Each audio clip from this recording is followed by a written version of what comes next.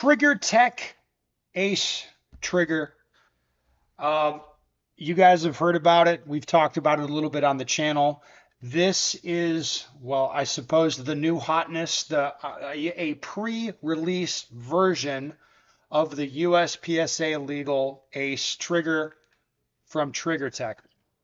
Now, Lucas's guy Brantley Merriam was kind enough to install this for me, set it up, and get it going. I've shot it today a little bit. The gun has been functional, and I can give you a little bit of feedback on it. So first, the trigger itself, actually how this thing feels, it is a dramatic change for a Glock. Dramatic. So here's the take up. There's a firm wall. Press through. Trigger breaks. No over travel really. As you can see, I mean, it is a big change. Now, the trigger is not very heavy, of course, but there's good feel. I can feel what's going on with it. It doesn't feel unsafe. It does have a safety tab here, which is a little bit, it's kind of a little bit different concept for a safety tab. Like, I'm not sure exactly how to articulate it. It's like, it's almost like the trigger itself is the safety tab, and then you pull back on the black part of the shoe, and then the red part starts moving, and then eventually it drops the striker. The trigger has good feedback and feels safe to me. Feels safe, but again, it's a dramatic change for a Glock. Now, one thing that again, dramatic change is where the trigger actually breaks. You measure back strap to the face of the trigger here. It's much further out than the stock shoe. So again, it's like good or bad or whatever you want to say. It's very, very different. Now, after shooting it today, I can definitely see why people want to mess around with this. This is a good way of putting this feels like a Glock trigger for dudes that don't want to shoot a Glock. Like they want the trigger again to be dramatically different.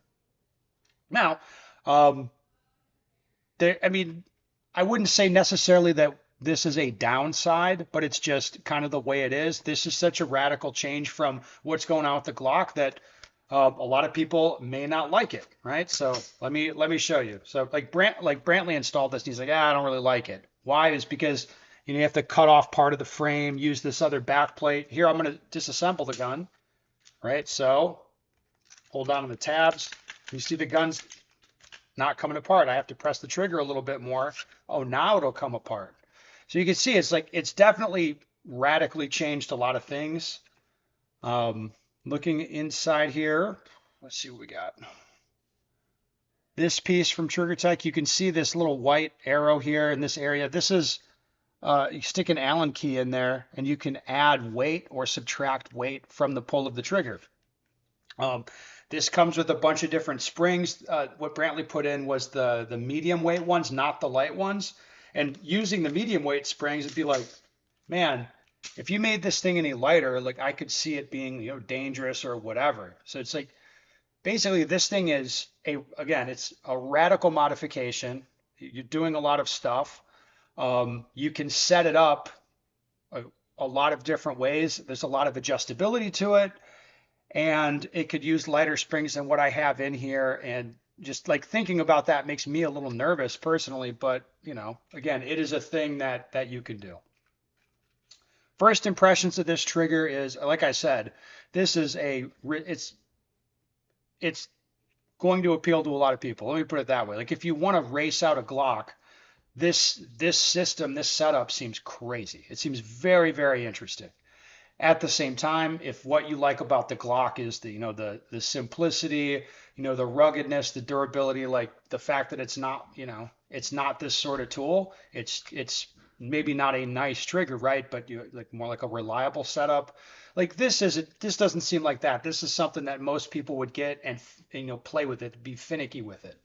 It's turning a Glock into a different sort of beast. That'd be kind of my read on it so far. Of course, I'm going to use it more. I'm going to talk about it more. But that's the first impression. This is like, man, this trigger's insane, for one thing. It's very, very interesting. Another thing, It seems like you could set it up to be unsafe in some ways, possible. I mean, that's definitely happened with previous configurations of this same trigger system. And at the same time, it gives you a lot of options and adjustability. It's a very interesting product, but one, of course, like I didn't want to install it myself. I had somebody smart to it. Okay, so let's go through your comments on the Trigger Tech system, the unboxing video. All right, when I said I'm going to have somebody qualified set this up, sounds like Joel have some work to do. No, he just pawned it off on Brantley. You're the greatest YouTuber on the platform. Thanks, Ben. Oh, well, that's very nice. All right, I'm excited to exchange mine for the USPSA legal version. Yeah, so previous versions of the Trigger Tech, the Ace Trigger, what they're saying is that you'll be able to change them for this because this has the safety dingus functionality built into it, so it will be USPSA legal when they have a release version. That's what they're saying. So, I mean, pretty good deal for you if you bought one of these. You can change it out. All right, next comment. If they can get it safe, there's no competition. It's an absolutely amazing trigger. Yeah, and I mean, from all the triggers that I've used, this is a massive change. You're mechanically changing a lot of stuff. The feel is completely different. It's not a Glock trigger at this point. It's just not. It's something else. I have 8,800 rounds of the Ace trigger without any wipe down or cleaning, and it's the same trigger as when it was first installed. Okay, that's a good sign. All right, I can't wait to see how this pans out. Me either. I guess we'll find out. All right, that new design fixed the drop safe problem. That's all I care about. It's a great competition trigger. Yeah, I mean, I haven't tried to break this thing or like make it go off or I haven't like beat on it yet, but it does not, like nothing about it feels unsafe at this point. All right. Around 3 to 4 pounds is the ideal trigger weight. Less than 3 starts to feel a little dangerous, especially when you get sub 2 pounds, and anything more than 4 feels kind of suboptimal. Consider you can get a good crisp 3.5 pound trigger for only $100. I don't know why sub 4 pound triggers aren't industry standard at this point. Seems like everyone knows how to make them for not that much money. Well, I don't know. I mean, how light do you want the trigger on guns you're sending out to the masses? It's like the way that factory Glocks are, it's like it doesn't really offend me. Like having the trigger give you a little margin to say be a little bit heavier. I don't think that's a bad thing. What I want to know is whether the trigger dingus actually mitigates the drop issues we've seen. Please do beat the hell out of any Glock you put this on and properly test it. Okay. Well, I can beat on it. We'll see if I can get it to go off or break. Not a big fan of cutting parts off the gun for this. It kind of binds you to this product or you're left with something missing if you choose to go on a different route later.